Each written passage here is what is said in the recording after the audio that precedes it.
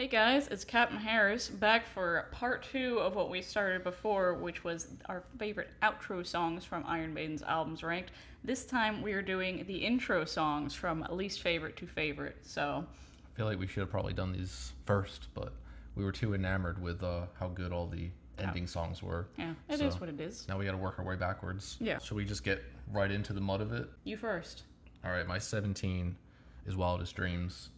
And a few people are gonna be screaming and crying at this, but I just find that out of all these songs, this is kind of the most like Maiden by numbers. Like it kind of hits like that song New Frontier on the same album. It's just like, you know, there's not really any magic to the song. It's just like, hey, this is the song. When I kind of feel like that album should have started with Rainmaker or you know, to blast it off. Yeah. But yeah, I just don't really feel that song never have. Yeah. Well, mine is the Ides of March. Some people would consider the intro to Killers as to be the Ides of March and Wrathchild because they're their own separate tracks. I just did the Ides of March by itself since it's like, you know, Satellite 15 and the Final Frontier is its own track, but these are two. And you know, it's just an intro. There's nothing special about it or anything, and you know, it's not that it's bad, but everything else was just better in my opinion, you know, because it's like a full song. There's like 2 songs in this list that are just like very questionable as to where you put them because of the type of song they are. Ides of March is one of those. 16. TAILGUNNER. TAILGUNNER. It's never been a favorite of mine. I know a lot of people do like this song. That album just didn't really do it for me in general. I find the chorus a bit cheesy, and I don't know. It's just... That song just doesn't, like, I don't know. It's like coming off of Seventh Son and like 7 perfect albums. Yeah, that specifically. For the next album to be that, it's just like very underwhelming. Like I don't like the verses at all. I don't like the chorus at all. Like there's some cool parts, but again, every Maiden song has a cool musical part, but I don't want to give merit for it just because to me every Maiden song has a good musical part. So it's like, and it's very like Deep Purple-ish in the solo, which is cool, but I like to sing along, and I don't like singing along to that song. So number 15 for me is Sign of the Cross. And the reason that it's very low is not because it's a bad song, but it's a very strange song to start an album with how moody it is and slow it starts and everything. Like, you know, you're not going to start Power Slave with Rhyme of the Ancient Mariner. You're not going to start Seventh Son with Seventh Son of a Seventh Son. It feels like that album should start with Man on the Edge, Lord of the Flies, and work its way up to Sign of the Cross. So that was the other song for me that sticks out. Like, you can't compare any of the other songs to this because it's just like the epic of the album right off the bat. Yeah. Great song, though. All right, my number 15 was Prowler. And it's a good song. It's a little pervy intro song to their very first album. But it's just like it doesn't hold up to the rest of the intro songs, in my opinion. Yeah, my only gripe about that is it's like classic as classic. Oh, I know. I was gonna say it is the first song on the first album, so it's like that's why I gave it more merit, just because it's like the first Maiden song a lot of people ever heard. Yeah, well, we went through and we like listened to all these songs yesterday, and you know, I shuffled my list around, and that's just where it settled in after like a lot of thought. Yeah. Well, 14 for me is Invaders. Hey, me too. Really? We got 2 matching? Invaders, to me, just like does not fit on Number of the Beast. I mean, it matches in... Yeah, I think it fits. It matches in tone and speed and intensity and everything, but... Where else would it fit? I'm not saying there's another album that it should go on. I'm just saying, like, maybe this one should have been left out. I mean... Then what do you think the intro for Number of the Beast should have been? A different song that we haven't heard. If you're so wise and mighty as Steve Harris... I never claimed to be. I just thought that song just doesn't stand up to the rest of the album to me. Even though it's musically good and everything, but it's just like... Give me another intro. What's another intro for Number of the Beast if not Invaders? You mean out of the songs on Number of the Beast? Yeah. Gangland. It would be a great intro. But, I mean, I guess there's a reason this is the only song, other than Ides of March, that they've never played live.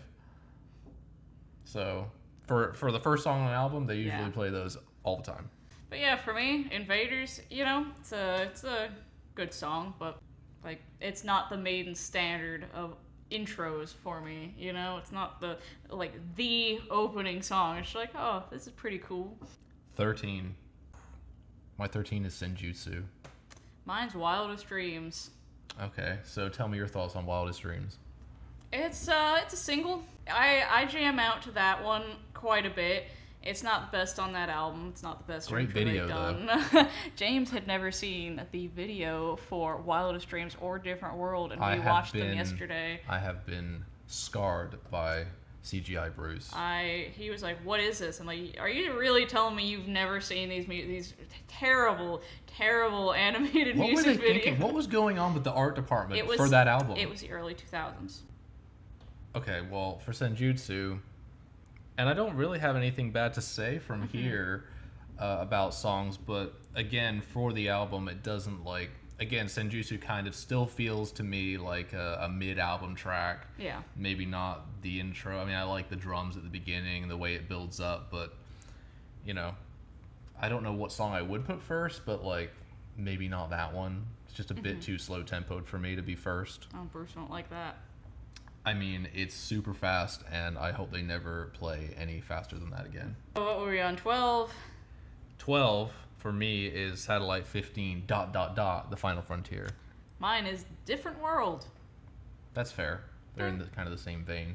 But for Final Frontier, I didn't care for Satellite 15 until I saw it live, and then it was like, okay, they kind of made this to be the show's, opening track to get everybody excited, and then they blast out to The Final Frontier, which I've actually grown to like that song a lot more recently. I used to just despise that song and be like, this is so, dad rock. You said the same thing about the writing on the wall. Yeah. I love the writing on the wall, though. Well, as far as Different World goes, again, same as Wildest Dreams. I jam out to that song a lot. I really like the choruses on both songs, but it's just a single, you know? It's just a single, which is why it ranks lower on my list. There's nothing like, bam, wow, this is amazing. What an amazing way to open an album. It's good first song on A Matter of Life and Death. And then it just gets better from there. It's my least favorite song on that album. Still love it, but it's nice knowing that it only gets better from there. So. Yeah, I agree with that for sure. My 11 is Prowler. Go ahead. Mine is Senjutsu. Okay, so for me, Prowler I gave it a little bit more merit just because it's classic. This was the song that everybody was bopping to back in 1980, and it's cool. It's a really good song, but as far as what Maiden became, this is pretty low in the list because I give it more merit for being as classic as it gets, but it's it doesn't stand up to the second half of my list. That's why it was pretty low down, because it's of all that they have put out, it's just, I like it all better. It's just a good song. So, for me, Senjutsu, I think Senjutsu is a decent opener to that album. I'm not quite sure if I like it as an opener to the show yet. We are going to see more shows this fall, and I'll get a good idea of how I feel about it then. But as an album opener, I think it's good. I love the drum intro. And I don't know, I think it works well. It's a bit, it's a bit same tempo through the whole song, which I like the Maiden songs that pick up a little bit more, but you can't have the same thing every time, so why not have one like this? So I think it makes a decent opening to a very good album. Number 10 for me is Different World. Sign of the Cross. Okay. So the reason I came up with Different World here is a little bit higher than yours because I genuinely loved this song when I first heard the album back when it came out. And this was my favorite song off of it for the first few months until I really deep dived into the rest of it. And it just doesn't hold up to every other song on that album. It's like an album of epics, and that's the only one that's not an epic. Yeah. So it kind of just falls short for me as far as the album goes. I said Sign of the Cross. It's a bit lower on my list. In the set list this year, it's one of my favorite songs. It's I always dreamed of hearing it after seeing the Rock and Rio DVD. We'd watch that and say how much we wanted them to play Sign of the Cross and Klansman live. We finally got to see it. It's a great song, but a weird intro to an album. And that's why it ranks number 10 for me, because it's just as good of a song as it is, I think that's where the red and the black or something should be. It's just that is it's an epic. But yeah, It's very surprising to make that the first song of that album. So it's just like, love the song, not sure about the placement of the song. But I mean, they were definitely experimenting at that time. Like, this was a totally new sound with a new singer. I know they wanted to just open it with a different way, and in some ways it works, but when you compare it to like other opening songs, it's like, this is weird. Exactly. That's why it's like 10 and not like, top 5 or anything. Right.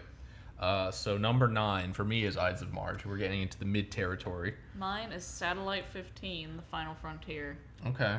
So for me, Ides of March, touching on what Steph said, even though she had it dead last, I think it's like the first time we hear Maiden with that Martin Birch touch, and I think it's really cool because Killers from the first album is such an upgrade as far as production value goes, and that intro piece of music is just so like classic Maiden to me. Like, you just know every note of it. Yeah.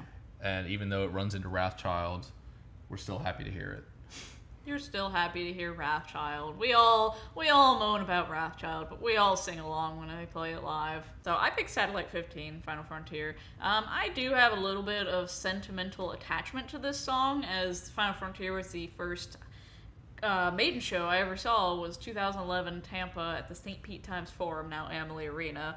But I didn't get Satellite 15. Like, when I first got that CD, I'm like, what is going on? Like, didn't really understand. Like, this is so experimental. This is weirdly progressive. And then I saw the show, and I saw the video that went along with it, and how they had the lighting rig looking like a damn spaceship over the crowd. I'm like, I get it. Mm-hmm. I get it. This is an intro for the show, and it's a damn good one. And so when it came out, it was so weird. It was seriously, like, I didn't even know what to think of that. And then, there was no way to like skip to the Final Frontier. You just have to like hit the button on your CD player. And you couldn't even skip into it. Get up. But I have really grown to like that, and I do listen to them both together now when I do put that song on. And just like the I Am Here part, it gives me goosebumps every time. And yeah, that's why it ranks a bit higher. It's a bit sentimental for me. I think it's a great way to open a very progressive album from Iron Maiden. Mm-hmm. And, yeah. And to me, that song is an example of, you always have to give Maiden the chance to do it live before you fully judge it, because they are a live band. Which is what I was, like, saying about Senjutsu back when we were talking about, like, setlist speculations. Like, I didn't want them to open up with Senjutsu, but it's like, I'll give it a chance, and I'm still not sure how I feel about it. So, like I said, we'll figure that out this fall. Well, that show we saw still feels like a fever dream, so we have to like digest it with more shows. 2 months. Yes. 2 months. Number 8 for me. We're getting into some of the best stuff now. Yeah. Future Real. Be Quicker, Be Dead. Okay. Well, for me, Future Real, and it comes from my least favorite Maiden album, but it's a great opening track. Like, that's one of the best tracks off that album. Yeah. I mean, Blaze does a great job. I like the production of that song. And, it's a killer tune. I love it. Yeah. Be Quicker, Be Dead for me, obviously, is a really, like, big, rambunctious way to open that album. And I've always thought it's a great song. Probably one of the better ones off of Fear of the Dark. And, I just, nothing too special about it, but it does make it's just a hard rocker and a great way to open the album. Well, since my number 7 is Be Quicker, Be Dead. Oh, my number 7 is Future Real. Great. So touching on what you said, Be Quicker, Be Dead, really cool. Like, to me, it's a big upgrade from TAILGUNNER from the previous album. Bruce is still like throwing in his raspy vocals for these 2 albums. And it's just like a really heavy song for them. And I know they were in kind of like a back to basics phase. Leather jackets. Yeah, they brought the leather jackets back from like 80. And they were like, we're young and cool, and thrash is in, right? We're hip. Yeah, we're cool. We sing just like Exodus now. No, but honestly, I like Bruce doing that for just a couple albums. Yeah. And that song's super heavy, and it really like introduced Yannick as like a writer. Yeah. So good.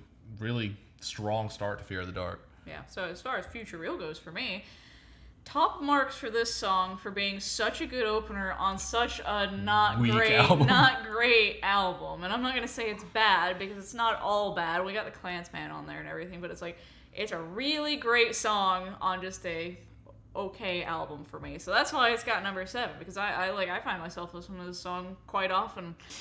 That was another experimental phase. Yeah, they had a lot of that in the 90s. But yeah, it's just great song. I thought it was a great way to open an album, and like, you know, you probably wish there was a bit more like that on there, but right. Anyway. Well, I think that our top 6 must be the same then, because we haven't mentioned any of these yet. In the same order, though?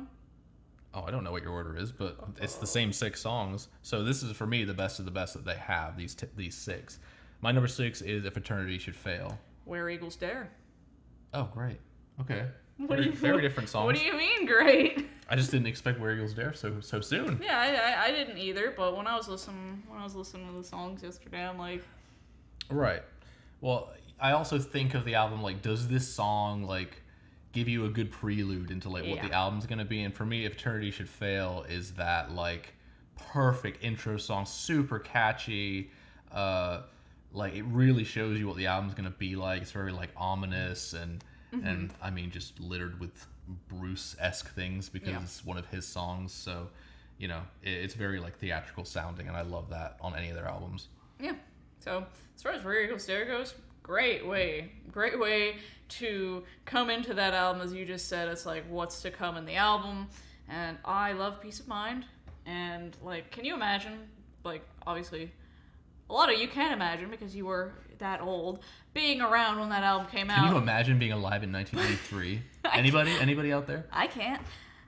Putting the record on, and the first song being Where Eagles Dare, and just being, like, blasted back by that. Like, oh, okay, we're just gonna go right into Nico's drums. Ladies and gentlemen, Nico McBrain. Yeah, exactly. So, I, like, you know, just imagining putting that album on when it first came out, and that's the first thing you hear is just, like, excellent. Excellent. Yeah. Okay, number 5, Wicker Man. Wicker Man. Okay, good. Wicker Man. Good. Obviously, Brave New World, one of the greatest albums they ever did. First album they did, coming back. Yeah. That's the first song. We both, like, grew up watching Rock in Rio, and when Adrian comes out and the lights hit him and he starts that riff, I mean, that's now that album's over 20 years old, it's classic Maiden. Yeah. So similarly to Different World and Wildest Dreams, it is a single. You can tell it's a single, but it's a damn good single. It's an Adrian Smith single. It's an Adrian Smith single, and, like, great choice. Just great choice to put a song number 1 on that album. Yeah, and how cool is it that, like, oh, Adrian's back, let's make the first song an Adrian song. Exactly. Like, and it's just like a welcome back. Now he's on stage, spotlight's on him. Right, like, how cool was that? Yeah. Like, I mean, I know they did that quick 99 tour, but... This is back, first album But back to come out and, like, feature, like, Adrian starts the show is just so cool. It's like, yeah, we're an actual cohesive band again. This isn't just for one tour. Yeah, I love listening to that album all the way through too. Like, it's a perfect album from front to back. It's fun to listen all the way through. You don't skip anything. So, you know, it always just gets you pumped up for the rest of the album. Yes. So. All right, number 4. Let's get contentious. Aces High. Caught Somewhere in Time. Oh man. Anyway. Aces High obviously is probably their most classic. Yeah. Thanks to Power Slave and thanks to Live After Death. But to me, it doesn't hold up to the other 3 I have after this, obviously. It's such a great song. Like, there's nothing bad to say about it. It's just amazing. Yeah. It's just like, it's super punchy. It's got the right kind of speed. It does everything Maiden does in a very tight package. And, you know, we miss that sometimes nowadays, and we wish they would do these 3-minute songs that are just, like, full of melody and aggressive vocals. But, yeah, it's obviously classic as it gets. Yeah, so Caught Somewhere in Time for me. An intro song with an intro.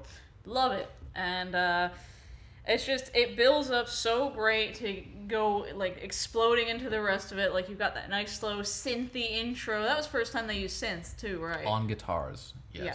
So we got our first synth album. I think it went over really well with the way they used it, and yeah, it's just, that's such an excellent album and such an excellent song on an excellent album. I've been working on all these little cyborg Eddie dolls, and whenever I'm working on, like, a doll, I get the album on that I'm like. She sets the mood. Yeah, I set the mood.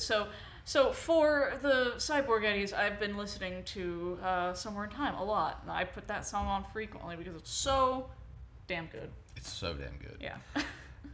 Number 3 for me is Where Eagles Dare. If Eternity Should Fail. Oh, that's really high.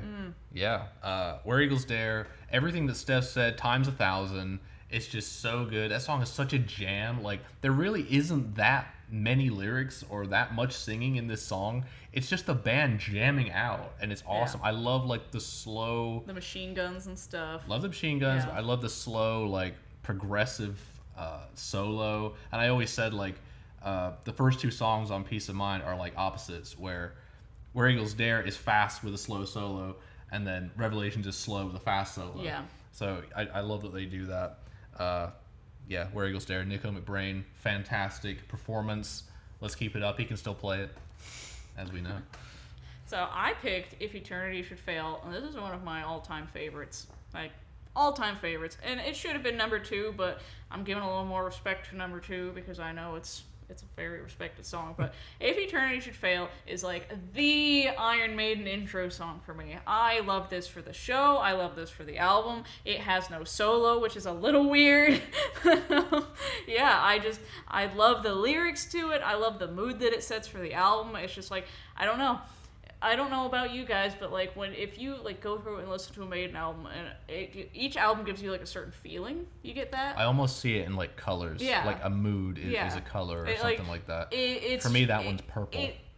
I don't know, the imagery they put on the album, it just like sets that mood really well. Just like old temples and vines and you know, things that shouldn't be, and it's necropolis. Just so Maiden. Yeah, and just for the rest of the album, it's like, I think it sets the idea of what that album is really well. Like, it's almost to me, that album is almost, well, not that album, but that song is almost like the way Seventh Son is, just like it, like Moonchild shows so well what the album's gonna be like. And If Eternity Should Fail is that same thing. And If Eternity Should Fail, according to both of us, is the best post-reunion intro song. Absolutely. Yes. And very much looking forward to seeing how this sounds on Bruce's solo album, because apparently they reworked it for that, because that's what it was supposed to be for, and we'll get to learn a little more about Necropolis. It's just the same exact song. They said they were reworking it, so I expect... They'll just add a solo. I expect some reworking. By the way, that has got to be the only Maiden song without a guitar solo. Tell us in the comments if you know better. How does it go? How does it go? Okay, here we go, the top 2. So, for me, number 2 is Moonchild. Aces High. Boom.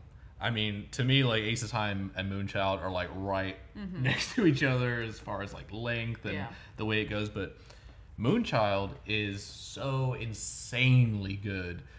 The way it builds up at the beginning and blasts into the song. And every part of that song is so nuanced. But my favorite part of the song is just how into it Bruce is when he's singing it. He's so expressive on every line of that song and into the story of it, because... for the previous album, he was kind of checked out, and he didn't write anything for Somewhere in Time. But he was interested again, and you can hear it here. And, I mean, the guitar solo is just wild. I mean, that song is one of the greatest beginnings to any album, in my opinion. Yeah.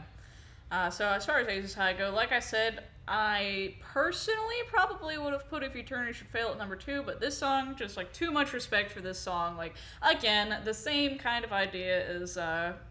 Where Eagles Dare. Like, I can't imagine picking up Power Slave, putting that on, and you just hear Aces High. Like, those are the best albums to me. It's just when you put it on, and it's just, like, a completely amazing song like that. And that's, like, one of their classics now. Like, that's one of their most loved songs is Aces High. So, like, what better way to open probably their best album? Like, I always say, like, I can't pick a favorite album just because it's, like, it shifts for me so much. Just, like, what day is it, you know? But, in general, I'd probably say that, like, Power Slave is their most loved album. It's probably their most respected album. Yeah. And it's probably helped by Live After Death. And again, like I've said for previous songs, I just think it sets the mood for that album perfectly. It does. And like, there's not a bad song on there, so. No, you don't skip anything on Power Slave. Perfect intro, perfect songs on the album. Perfect intro, perfect outro. True. Okay, are we at our number 1s now? Yeah. So my number 1, Caught Somewhere in Time. Moonchild. Great. So we've got consecutive albums here. 86 and 88, going at it. So for me, Caught Somewhere in Time, and while I said that Bruce was checked out for this album, that's true, but it also proves that they didn't actually need Bruce for this album, because Adrian Smith stepped up for this album, and giving us a song like "Caught Somewhere in Time" to start the album is just insane. I'm pretty sure it's the fastest as far as tempo goes. Yeah. The most intense guitar playing, and it's definitely the most 80s sounding album, and that song just like introduces you to this almost universe that is Somewhere in Time of this sound that you've never heard before. Again, I get a feeling from that too. It's like, yeah, yellow. I was gonna say yellow and lime green. Are you just going off of Bruce's outfit? No. No? There's no yellow and lime green. He does have lime green like trousers It's though. not lime. No. I'm trying to make those pants, guys. I'm trying to make those pants. Can't find the right color, so I know what I'm talking about with the color. Okay. Well, whatever. But yeah, I mean, come on, like how cool is that rhythm? It's just so like Steve, and I feel like it's the first, I'm probably wrong, but it feels like it's the first song where they do like the Dave builds into Adrian's solo. Like they keep the normal tempo of the song, and then it breaks when it's time for Adrian's solo, and his solo on that is immaculate. It's just magic. So's Dave's. It is. Oh, it's not taking anything away from I know. Dave. I'm just saying. But to me, it's like when Maiden decided, hey, let's use Dave's legato strength to like lead in to Adrian's massive bends. Yeah. And it just works perfectly. And Somewhere in Time right now is my favorite album. So we love big bends here. Big bends at Captain Harris. So Moonchild. Again, perfect intro for a perfect album. I know, I said that about Aces High, but there's something about Moonchild. It's one of those songs, the intro with an intro, and it just works so well live. It's so cool on the album, and they take it out the same way with the 7 Deadly Sins, 7 Ways to Yes. And I just I don't know. I love the concept of a concept album. You love the concept of the concept? I love the concept of that concept album. The lyrics are amazing. Just everything about it is just so explosive, and it just builds up. I love that foreplay of building up the song, and then just smacking you across the face with Bruce's vocals. Just I am me.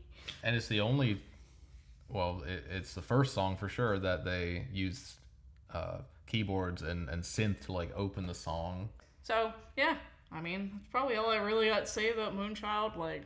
All my respect to Moonchild, or all my respect to most of these songs really, but just for number one, it deserves it for me. The only thing, well, not the only thing, but one of the things I still want to hear live more than anything, and we've heard Moonchild, but we want to hear Moonchild the way they played it on Somewhere Back in Time, where Adrian plays the keyboard part on guitar. I think that was the saddest part about Maiden England for me. Is I was just 17, I was just yeah, we're gonna get to see Moonchild, and then you find out oh shit, they're doing the recorded version of it. We don't get to hear they opened with it, so Adrian can't walk out and play it. I understand, but I was just oh my god, I love the fucking guitar for Moonchild, and then it's oh yeah, it's the pre-recorded, but yeah, it's not a letdown. It's just I would love to hear. It's not a letdown, but I would have preferred to hear the Adrian guitar version. So bring that back, which I think is absolutely awesome that they did that. Yeah, because they could have easily just played it over the speakers, but they did not. They were going hard in 2008. Anyway, is that it? That's it. That's number one. That's our 17 for favorite. So what is your favorite? Of these, and what is your least favorite? And I know somebody's gonna say, "What? I can't believe your 17 is the last." No, but there has to be a last. Everybody, what I found from all of our other videos where people comment their lists of stuff, the last one, everybody is so different. That's what makes it so special. Yeah. Is this band speaks to people in so many different ways. For so many different reasons. Well, it shows how special the band is by everyone having a totally different opinion on what the best stuff is. And of course, it's all personal and subjective, so whatever you like. Prowler for me is at the end. It might be at the very beginning for somebody else, because that might have been the album they discovered Maiden for. And again, that could be any of these albums. It's If Eternity Should Fail is number 3 for me. And I said, I put Satellite 15 pretty high.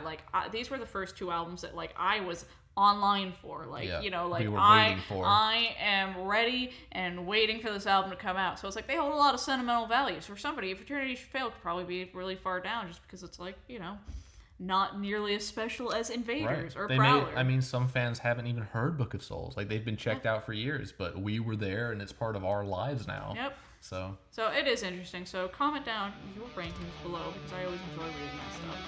Anyways, thank you guys for watching. Again, leave your comments below, and we'll see you next time. see ya.